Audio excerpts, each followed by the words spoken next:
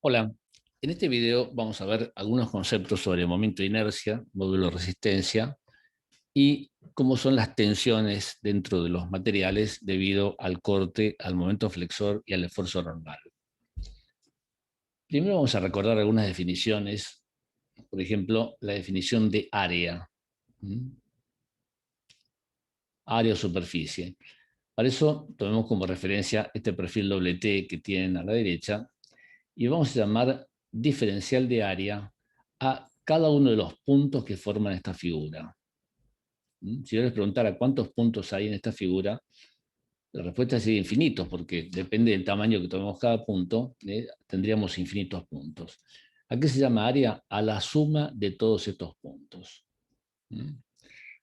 Bueno, ¿cómo se escribe eso desde el punto de vista matemático?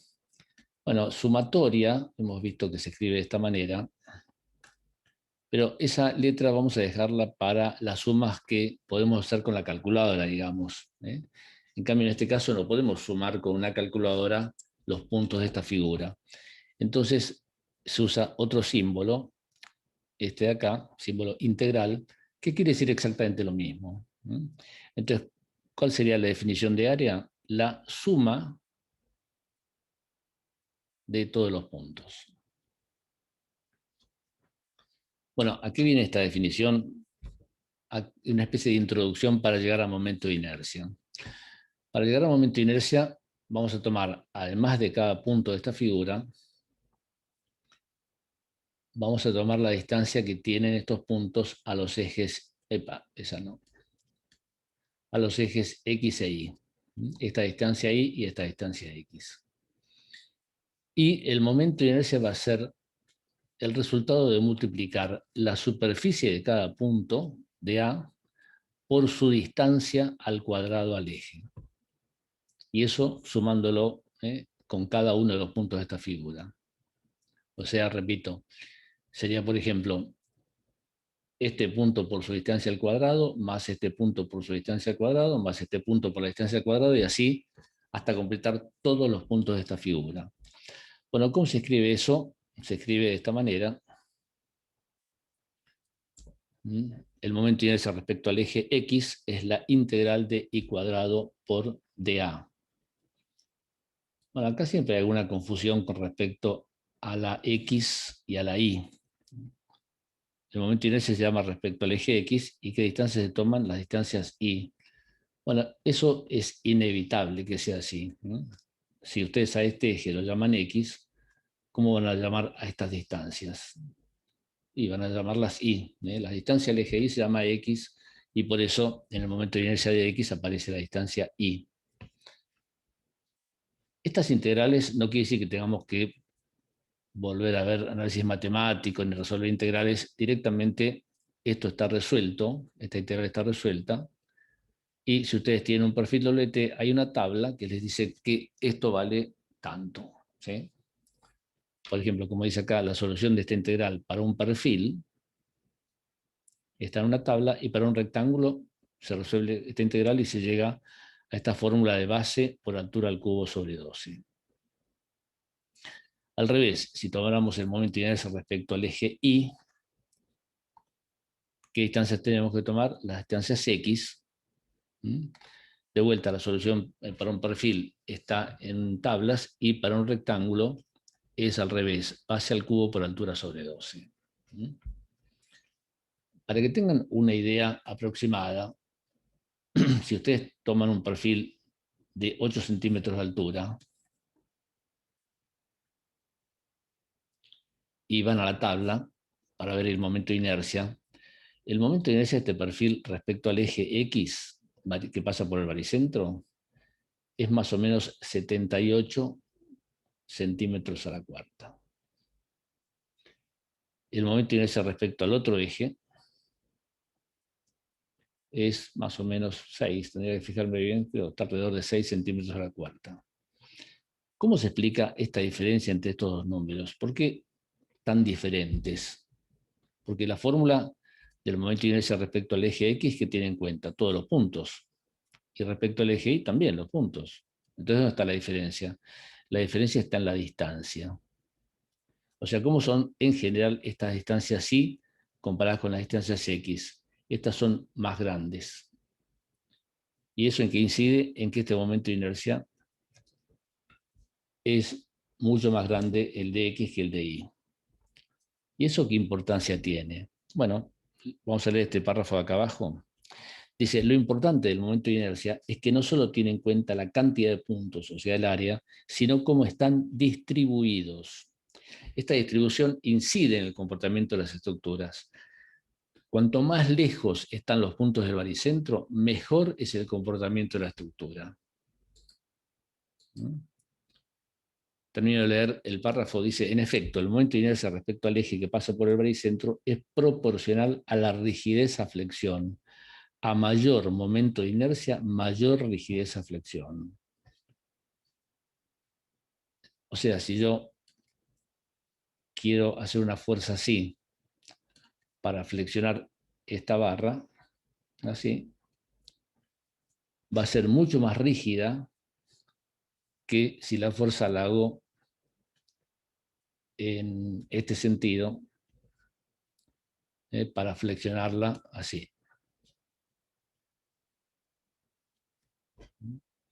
Eso como lo vino con el momento de inercia. Esa proporción que vimos recién, entre 78 y 6, quiere decir que en un sentido va a ser mucho más rígida la barra que en el otro.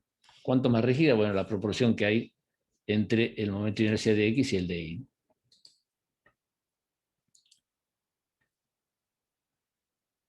Bueno, acá les hago una comparación para ver esto de otra manera. Acá dice, si comparamos dos barras de igual longitud, pero diferente momento de inercia, ¿qué va a pasar? En esta barra, además de igual longitud, le pongo la misma carga a las dos, pero resulta que una tiene un momento de inercia de 4000 y la otra un momento de inercia de 2000. Entonces, ¿qué va a pasar? Que la que tiene 4000 tiene una flecha de 1 centímetro y la que tiene 2000 tiene una flecha de 2 centímetros, el doble.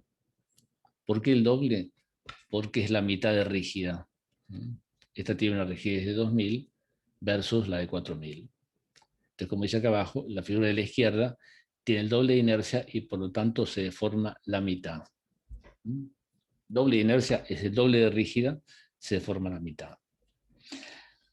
Otro concepto que podemos sacar de esta fórmula de momento de inercia es la pregunta que me hacen aquí a continuación. Dicen, en las siguientes figuras hay un perfil al que se han soldado dos planchuelas, generalmente se llama platabatas a esto, para aumentar su inercia. ¿Cuál de las dos configuraciones aumenta más el momento de inercia de X y por qué? Bueno, repito, hay que imaginarse que esto está soldado, por ejemplo, al perfil, acá también está soldado, de tal manera que ahora las dos planchuelas y el perfil forman una sola cosa. Y me preguntan cuál tiene más momento de inercia, y para eso tengo que acordarme la definición de momento de inercia respecto al eje X, ¿cuál era? La integral de I cuadrado por diferencial de área, donde el área era cada puntito de la figura y era la distancia. Entonces, ¿qué distancia es mayor? ¿Esta distancia ahí o esta distancia ahí? Evidentemente, esta es mayor y entonces esta configuración es mejor. Repito, si voy a cargar la estructura de esta manera, esta configuración es mejor. ¿Por qué? Porque tiene más momento de inercia respecto al eje X. Ustedes dirían, pero ¿cómo respecto al eje X? Si la fuerza está en la dirección Y. Es cierto. Y el momento de inercia respecto al eje X, ¿qué distancia tiene en cuenta? Las distancias sí. Se llama X, pero la distancia que se tiene en cuenta son las Y. Bueno, entonces acá pueden ver cómo, sin tener que resolver integrales ni nada por el estilo, podemos razonar cuál figura es mejor simplemente conociendo la fórmula del momento de inercia, no resolviendo integrales. Bueno, en la página siguiente seguimos con estas definiciones. Acá tienen una definición de módulo de resistencia elástico. Bueno, acá, por suerte, la palabra coincide con el concepto. ¿Qué va a medir este módulo? La resistencia. Y es algo que vamos a usar cuando calculemos vigas de madera. ¿Cuál es la definición matemática de esto? Es el momento de inercia dividido la distancia del baricentro al punto más alejado. Entonces, por ejemplo, si estamos hablando del eje X, el momento de inercia será X y la distancia al punto más alejado en un rectángulo es la mitad de la altura. Entonces, reemplazando lo que habíamos visto en la página anterior, momento de inercia era base por altura al cubo sobre 12, esta distancia es h sobre 2, esto va a dar base por altura al cuadrado sobre 6. Repito, es una definición matemática. ¿Cuál es el concepto? Bueno, el concepto lo podemos ver en esta comparación, parecida a la página anterior. Tengo dos barras de igual longitud, pero diferente módulo de resistencia. Entonces, esta que tiene 400 puede resistir 3 toneladas. La que tiene el doble de resistencia, ¿cuánto puede resistir? 6 toneladas, el doble. Entonces, como dice acá abajo, la barra de la derecha resiste el doble de carga porque tiene el doble de resistencia. Y finalmente, el módulo de resistencia es proporcional a la resistencia a flexión. Coincide el título con el concepto. A mayor módulo de resistencia, mayor resistencia a flexión. Bueno, esto, repito, lo vamos a usar en barras de madera. Si son de acero, hay un tema de plastificación, que no viene al caso ahora meternos en ese tema, que hace que el módulo sea diferente y se tome algo que se llama módulo de resistencia plástico. Este es válido para acero. ¿Cómo se define matemáticamente esto? Como 2 veces el momento estático de la mitad de la sección. ¿Qué es esto de momento estático? Lo vimos en otros videos, pero si no se los acuerdan, dice que esto se averigua multiplicando la superficie de la mitad de la sección por la distancia de su baricentro al eje X. ¿Cuál sería esta superficie? Esta de acá, la superficie de la mitad. ¿Y cuál sería esta distancia?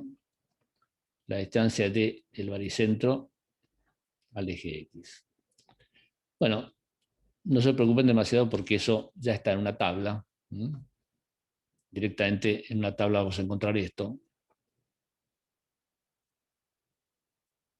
Y eso nos va a dar el módulo de resistencia plástico.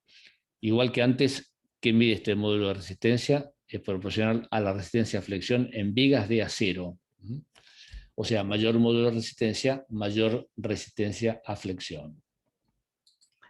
Para terminar con esta serie de definiciones, vamos a ver una que se llama radio de giro y que lamentablemente no tiene nada que ver ningún radio de ningún giro, ¿no? El concepto no tiene nada que ver con el título de este radio de giro, sino que vamos a usarlo cuando veamos pandeo en medir la esbeltez de una barra. O sea, lo delgada que es la barra nos va a dar una idea de la tendencia a pandeo de esa barra y eso lo vamos a medir con el radio de giro. Por ahora vamos a quedarnos con esto nada más. La definición matemática, ¿cuál es?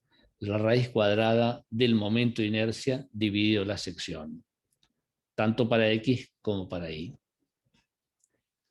Bueno, y para terminar con este tema teórico, en la página siguiente tenemos un título que dice tensiones en una sección rectangular. Y después dice que usamos corte, momento y esfuerzo normal de servicio, no cargas últimas para esto.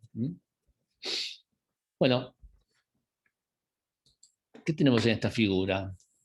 En esta primera figura tenemos una viga, esta viga que está dibujada acá, ¿sí? Y en esa viga tenemos una sección que está hecha con un trazo más fuerte, esta sección de acá, que está soportando una fuerza que la empuja para arriba, otra fuerza que la empuja para abajo. Se trata, digo, del diagrama de corte. Y estas flechitas que ustedes ven acá, estas flechitas que están acá, van a ver que son las tensiones que produce dentro del material ese esfuerzo de corte. Vamos a analizar también más abajo la misma barra, pero que ahora tiene un par a la izquierda, otro par contrario a la derecha. ¿Esto de qué se trata? Del momento flexor. Y en la última figura volvemos a tener la barra esta, pero con dos fuerzas de tracción, ¿sí? Estas dos fuerzas de tracción, que es el esfuerzo normal. O sea, tenemos la barra repetida 3 veces, una vez con cada uno de estos esfuerzos. Empecemos con el esfuerzo normal, que es el más fácil. El esfuerzo normal que produce dentro del material estos pequeños esfuerzos, que son iguales en toda la sección. Son todas pequeñas fuercitas de tracción, que son las tensiones. Para eso, ya vimos antes que se usa la letra sigma, se llaman tensiones normales, y son producidas por el esfuerzo normal N. ¿Cómo era la fórmula que usamos? Fuerza, pusimos acá, dividida la sección. Y si esto lo dibujáramos en un diagrama, el diagrama ¿cómo sería? Como este palito que ven acá, que me está diciendo que las tensiones como son iguales en todos lados. ¿Y por qué positivo? Porque como es tracción le ponemos positivo, si fuera compresión negativo. Bueno, un poquito más complejo es lo que pasa cuando hay momento flexor. ¿Qué habíamos visto que pasaba cuando hay momento flexor? Teníamos compresión en una fibra, que son estas flechitas que ven acá, y en la fibra de abajo teníamos tracción. ¿Qué pasaba en el medio? Nada, estaba el eje neutro. ¿Y qué pasaba si tomamos otras fibras que no fueran las de arriba y las de abajo? La tensión se iba achicando hasta llegar al eje neutro, que se hacía cero. O sea, quedaría esta figura que se llama volumen de tensiones, ¿no? Bueno, ¿esto cómo se dibuja en un gráfico? Bueno, el gráfico sería estos dos triangulitos acá. ¿Qué me están diciendo estos dos triangulitos? Que arriba tengo el máximo de compresión, abajo tengo el máximo de tracción y en el eje neutro tengo cero de tensión. Si ustedes quisieran averiguar estas tensiones, la fórmula sería esta de acá, ¿sí? Y esta otra fórmula les daría la tensión máxima, o sea, la más alta. Las letras para esto también se llama sigma, también son tensiones normales, pero estas son producidas por el momento flexor. Ahora, imaginemos que de repente en una barra tenemos diagrama de momentos y de normales. Entonces, estas dos figuras, ¿qué me permiten hacer? Analizar por separado lo que produce cada uno de estos esfuerzos. Entonces, para inventar unos números, vamos a suponer que este de acá abajo, el esfuerzo normal, me dijo que esta tensión vale 5 kilos por centímetro cuadrado y que esta tensión máxima vale 10 kilos sobre centímetro cuadrado. Ahora, no hay que olvidarse que, por ejemplo, este puntito de acá abajo es el mismo punto que está acá abajo. Entonces, si acá abajo tengo una tensión que vale 10 de tracción y acá abajo tengo una tensión que vale 5 de tracción, ¿cuál es el valor total de la tensión? Y es 10 más 5. A ver, repito. Si esta es la sección que estamos analizando, ¿sí? Acá está su baricentro G, acá está el eje neutro.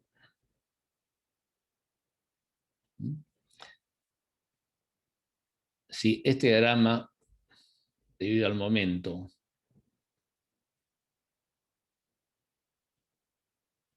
que me dice que abajo es positivo y arriba es negativo. Y después tengo otro diagrama debido al esfuerzo normal, que es un diagrama todo positivo. El primero me dice que esta tensión de acá abajo vale 10 y la otra vale 5, ¿cuál es la tensión total en ese punto? Y es 10 más 5 es 15. O sea que el diagrama resultante sería un diagrama así.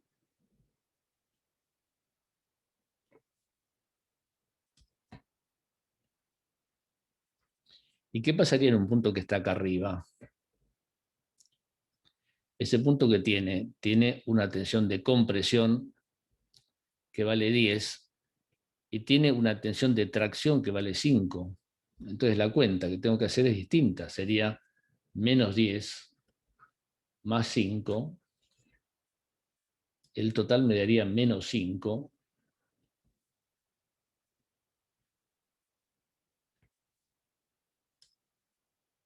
Menos 5. Y el diagrama ya tiene esta forma. ¿Sí?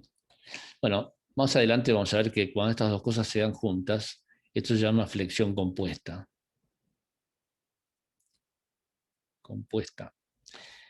Y cuando tengo flexión compuesta, el diagrama que aparece es este último de acá. ¿Sí? Bueno, por ahora solamente vamos a quedarnos con lo que dice este cartelito de acá al lado. ¿Qué dice este cartel? Que estas tensiones y estas otras de acá, como dijimos recién, se pueden sumar o restar. ¿Mm?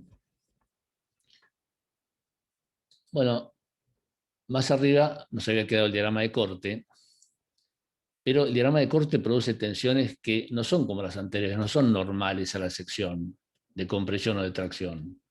Como son tangentes a la sección, y por eso se usa otra letra, que es la letra tau, y se llama tensiones tangenciales. Son producidas por el esfuerzo de corte, y hay toda una deducción que me demuestra que son máximas en el medio, y a medida que vamos para abajo o para arriba son cada vez más chicas. Entonces el diagrama tiene esta forma. El máximo está en el medio. Y de acá sale un tema teórico que es importante para estructuras 2, para hormigón armado, que es el teorema de Cauchy. ¿En qué consiste este teorema? Bueno, para entender el teorema este, vamos a sacar un cubito muy pequeño de esta sección y dibujarlo acá agrandado. En ese cubito, ¿qué podemos ver? Que tengo una tensión tangencial en esta cara que va para arriba y en la cara opuesta una que va para abajo. Si estas fueran las dos únicas tensiones que actúan sobre este cubito estaría girando de esta manera. Entonces, ¿cómo se explica que este cubo no gire? Bueno, la única explicación posible es que además de estas tensiones que hemos dibujado, existan dos más, una en la cara de arriba y otra en la cara de abajo, que produzcan el giro contrario. Entonces, entre las cuatro se anulan y el cubito está en equilibrio. Y ahí sale el enunciado de este teorema que dice que las tensiones tangenciales en caras perpendiculares, o sea, esta cara horizontal es perpendicular a la cara vertical, son iguales y concurren o se alejan simultáneamente de una misma arista. ¿Qué quiere decir eso? Que si esta está concurriendo a esta arista, esta también. Si esta se está alejando de esta arista, esta también se está alejando. Bueno, esto después tiene una consecuencia en las vigas de hormigón armado con respecto al cálculo de estribos o barras dobladas. Por eso la importancia de este teorema. En la página siguiente tienen lo mismo que vimos recién, pero para una barra de acero. Los diagramas son prácticamente iguales, salvo el de tensiones tangenciales debidas al corte. Estos diagramas de momento y de normales son iguales, pero el diagrama de tensiones tangenciales debidas al corte es un poquito más complicado. Hay que averiguar 3 valores para poder dibujarlo. Bueno, espero que esto les haya servido y nos veremos en el siguiente video, donde ya vamos a empezar a analizar la parte de dimensionamiento. Espero que les haya servido, repito, y gracias por su atención. Hasta luego.